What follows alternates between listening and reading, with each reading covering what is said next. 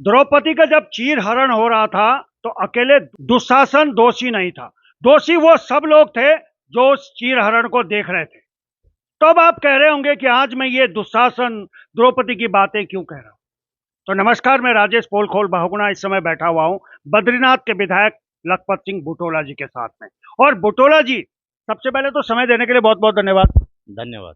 मैंने जो द्रौपदी के चीरहरण की बात की है वो इसलिए की है कि अकेला दुशासन दोषी कैसे है।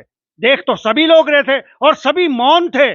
ठीक वैसे ही वाक्य आपकी विधानसभा में हुआ है। सिर्फ एक लखपत बटोला क्यों बोला? क्या अकेला लखपत बटोला ही पहाड़ी था वहां? बाकी कौन थे? ये सवाल आपसे। देखिए, जब द्रौपदी का चीरहरण हो रहा था तो चीरहरण होने नहीं दिया गया। वहां कृष्ण खड़े थे और कृष्ण ने द्रौपदी का इज्जत बचाने का काम किया था, श्री कृष्ण ने। तो ऐसे ही एक पहाड़ी हजारों पे भारी। मैं आपको बता रहा हूं, और ये तो मैं 10 बार कह रहा हूं कि मैं पहाड़ का गंगलोड़ा हूं, पहाड़ का बेटा हूं, पहाड़ से आता हूं। और पहाड़ की पहाड़ियत को, उत्तराखंडियत को, हमारे गैरत को, हमारी हैसियत को, हमारे जमीर को ये ललकारा जाएगा तो ये कभी स्वीकार नहीं किया जा सकता है। मैं वहां जिस तरह से खड़ा रहा, मुझे लगता है कि सत्ता पक्ष के केवल और केवल पौड़ी और टिहरी लोकसभा की मैं बात कर रहा हूं, क्योंकि पहाड़ में तो कुमाऊं भी आता है, पर्वतीय अंचल में पूरा क्षेत्र आता है।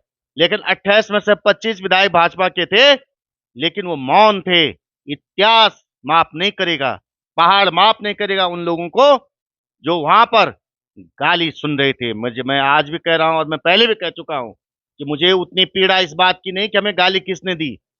उनका तो व्यवहार ही वैसा है, वो कई बार हिमाकत कर चुके हैं।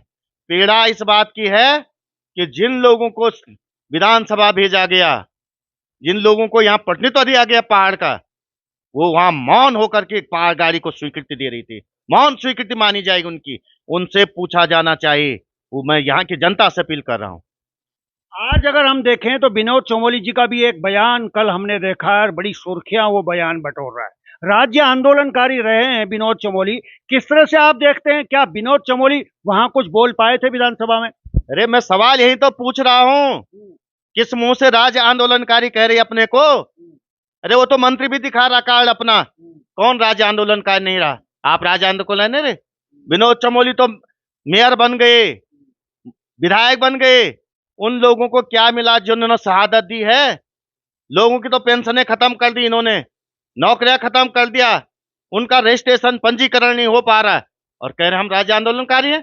और उस सदन के अंदर, जिस सदन पे शहीदों की फोटो लगी हुई है, उसके अंदर पहाड़ के लोगों को गाली दी जा रही और ये मौन सुन रहे हैं। अगर इनको जरा भी इनके नैतिकता गुरूर जिंदा होता, स्वाभिमान जिंदा होता इनका, तो ये इस सदन का बहिर्गमन करते और उस मंत्री का इस्तीफा वहां मांगने का काम करते। लेकिन सत्ता की चापलूसी में जो लोग अपने आप को कह रहे हैं कि हम आंदोलनकारी हम भी हैं। मैंने तो कभी नहीं कहा मैं उनका बेटा हूं, मुझे गर्व से मैं सैनिक का बेटा हूं। मेरे पापा ने इस देश के लिए 1972, 1962 की, 1965 की, 1971 की लड़ाई लड़ी है। मेरे भाई ने कारगिल में आर पार गोली खाई है। मैं उस परिवार से हूं, मैंने तो नहीं बोला। राज्य आंदोलन का मैं हिस्सा रहा हूं, मैंने तो नहीं बनाया कार्ड। लेकिन मैं आज भी आपको कह रहा हूं, आप भी जानते हैं भवना जी कि कार्ड किन के बने थे। ये अब मुझे कहना पड़ रहा है। जिनकी पहचान थी, जो आम जनमानस, जिसने अपना सब कुछ खोया, क्या उनके भी कार्ड बने? गलत बोला तो बता दीजिए। और अपने पे उन्हें गर्व है तो उस सदन के अंदर प्रतिकार क्यों नहीं किया? मैं यही तो पूछ रहा हूं कि गाली देने से ज्यादा गाली उन लोगों पे तमाचा है जिन्होंने ये गाली सुनी। यहाँ की जनता को पूछना चाहिए। 42 शहादतें जिन्होंने दी वो गाली सुन रहे हैं, और जिनको हम चुनकर भेज रहे हैं वो गाली सुनकर भी मौन है। लेकिन आपके भी तो विधायक हैं लखपत बटोला जी, वो क्यों मौन थे? यशपाल आर्य जी ने, जब आप बाहर निकले थे, क्या हुआ उस दौरान, थोड़ा हमें भी बताएं। मैं आज भी आपको बता रहा हूं कि मैं जब फ्राइडे को, शुक्रवार को, मैंने इनसे सवाल पूछा कि पहाड़ी राज्य की परिकल्पना की जा रही है। राज्यपाल के भाषण पे मैंने कहा कि आप बातें कर रहे हैं। भाई मेरी जितनी विधानसभा का कवर एरिया मेरी विधानसभा का है, उतना इस देहरादून के 9 विधायक का नहीं है। जितना मेरे चमोली का कबड्डी क्षेत्रफल है, उतने में तो उत्तराखंड में केवल 17 विधायक होने चाहिए। मैंने कहा एक जैसे माना कैसे हो सकते हैं? मैंने कहा आप ये बता दीजिए कि आपने परसिमन पे इस पे बात क्यों नहीं की। मैंने कहा आप ये बताने का काम कीजिए कि देहरादून के अंदर जो सुविधाएं मिलती वो पहाड़ के उसके 1/4 क्यों नहीं मिलता। हमारे लोगों का एक महिला का पेट फाड़ा गया, उसको एम्स भेजा गया और उसको हमारे लोगों को वहां भेड़ बकरियों की तरह बाहर रहना पड़ता है।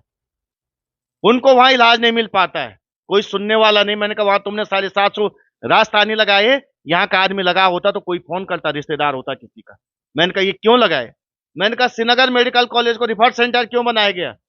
मैंने कहा पलायन आयोग की तुम बातें कर रहे हैं और अप्रवासी भारतीय जो आप यहाँ पे सम्मेलन कर रहे हैं उसमें लाखों रुपया खर्च कर रहे हैं और आपकी पलायन आयोग की रिपोर्ट कहती है 7 साल में सबसे ज्यादा पलायन हुआ है। मैंने कहा उस पर बात नहीं की जा रही। हमारे जंगली जानवरों से जो नुकसान गांव में हो रहा है उस पर बात नहीं की। मैंने कहा मैं सनातन संस्कृति कुछ भूमि से आता हूँ जहां माँ गंगा का उद्गम स्थान है, जहां माँ 18 पुराण लिखे गए, श्रीमद भागवत लिखी गई, महाभारत लिखी गई, जहाँ के कंकड़ कंकड़ में भगवान शंकर है, जहाँ के हर धारा माँ गंगा है। और मैंने कहा मैं ऐसी भूमि से आता हूँ और उस भूमि के लिए, उस 4 धाम के लिए जो सबसे ज्यादा रोजगार देता है, वहां आपने उस केदारखंड को, इकलौता केदारखंड जो हमारा है, उस केदारखंड को बुराड़ी बसाने की बात की, उस पर क्यों बात नहीं की जा रही? 4 धाम के लिए क्या व्यवस्था है उस पर बात क्यों नहीं जा रही? रजिस्ट्रेशन के नाम पर हमारे लोगों को परेशान करके जिस तरह से यात्रा दूसरी जगह डाइवर्ट की जा रही है, क्यों परेशान किया? हमारे व्यवसायी, हमारे जो खच्चर घोड़े गाड़ी वाले हैं, जो नौजवान हैं, जो 6 महीना रोजगार पाते हैं, उनका रोजगार खत्म क्यों किया जा रहा है? जब मैंने ये सवाल इनसे पूछा तो ये कहने लगे पहाड़ी पहाड़ी कह रहे हो तुम। लेकिन मैं इसी में एक सवाल लेना चाहूंगा।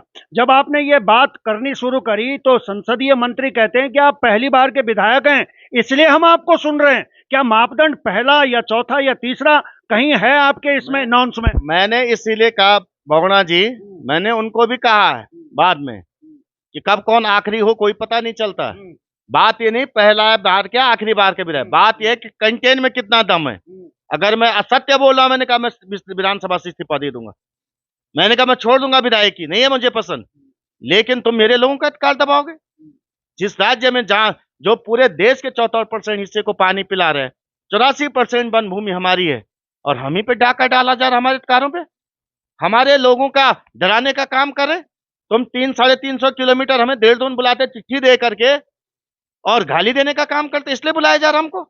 ये पीड़ा एक विधायक की है, लखपत बुटोला की है। एक पहाड़ी की पीड़ा है, पहाड़ी की। विधायक में बाद में हूं। वो बाकी के जो विधायक हैं वो भी तो पहाड़ी हैं, उनका दर्द क्यों नहीं छलका? मैं आज बता रहा हूं, मैं सैनिक का बेटा हूं। मुझे नहीं चाहिए ऐसी विधायक की जहां हम लोगों का अपमान हो। मैं स्वाभिमान से जीता हूं और स्वाभिमान से कमाता हूं, स्वाभिमान से खाता हूं। मैं आज भी आपको बता रहा हूं। लेकिन जिस तरह की बातें कही गई पहाड़ को, मैं यही कह रहा हूं कि सोचना पड़ेगा इस प्रदेश की जनता को। यदि बोगड़ा जी आपने भी लड़ाई लड़ी इस प्रदेश के लिए, आपने भी अपने घर परिवार से दूर रही, आप भी आपने भी दर्द झेला, अपनी नौकरी छोड़ी, अपनी शिक्षा छोड़ी, उस समय स्कूल नहीं जा पाए हम लोग, और आज इसके लिए हमने सपना देखा। ये यदि तुम्हारे जिसका खून नहीं खोल रहा होगा, जिसका जमीर जिंदा होगा, जिसकी नैतिकता जिंदा होगा, जिसका स्वाभिमान जिंदा होगा, वो हर आदमी इसका प्रतिकार करेगा। विधानसभा के अंदर जो लोग हैं उन्होंने नहीं किया तो उनका भी प्रतिकार किया जाना चाहिए। और ये जनता की जवाबदेही, मैं तो आज सारी जनता को कह रहा हूं कि पूरे प्रदेश की जनता को दे रहा हूं कि तुम्हें सत्ता इसलिए दी गई, तुम आज मंत्री इसलिए, संसदीय कार्य मंत्री इसलिए हो।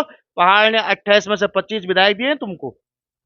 पहाड़ ने तुमको 5 सारे के सारे सांसद देने का काम किया। पहाड़ ने इतना प्यार दिया और तुम के जो मैं हरिद्वार इस केस से गाली दिलाते, ये पहली बार की घटना नहीं है। जिस तरह से आपने देखा उनके एक विधायक ने गैरसैंण के अंदर 2021 में पहाड़ियों को गाली दी, वो याद है आपको? एक विधायक इनका तमचा लहरा के गाली दे रहा था पहाड़ियों को, वो भी आपको याद होना चाहिए।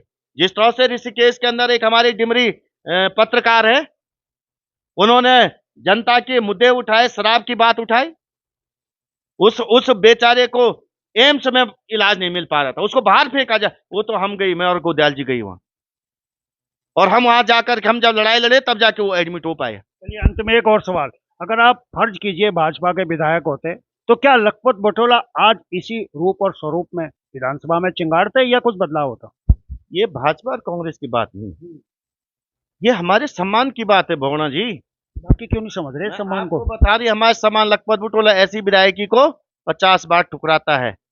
50 बार ये विधायकी भी तभी मिली, उन शहीदों ने अपना जीवन शहादत दी, अपना शहादत दी है, तब जाके ये जो बैठे हुए वहां, उन शहादत की वजह से बैठे हुए हैं, वरना उत्तर प्रदेश में कहीं होते पता नहीं। मैं आज बता 1000 बार ठुकरा देंगे हम ऐसी विधायकी जो हमारे गैरत को ललकारेगा, जो हमारे स्वाभिमान को ललकारेगा। और मैं आपको बता रहा हूं, पहाड़ का आदमी सीधा हो सकता है, सच्चा हो सकता है, विनम्र हो सकता है, लेकिन पहाड़ का आदमी अपनी गैरत को नहीं छोड़ सकता, अपने सम्मान को नहीं छोड़ सकता, अपनी नैतिकता को नहीं।